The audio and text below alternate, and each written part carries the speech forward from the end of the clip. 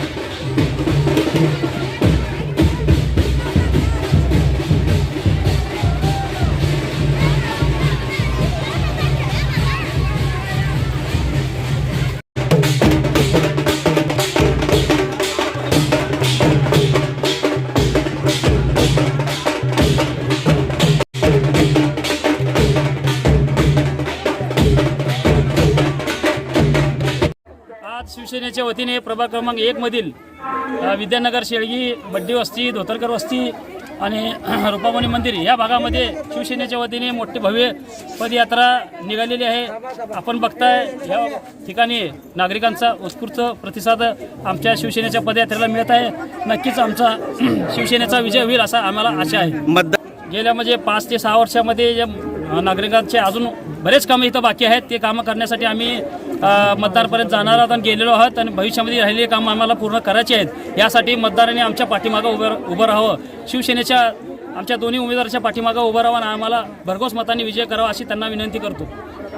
शिवसेना शिंदे गटाचे अधिकृत उमेदवार संजय सरवदे व सपना कोळी यांच्या प्रचारार्थ आज इथं भव्य पदयात्रा निघाली आहे।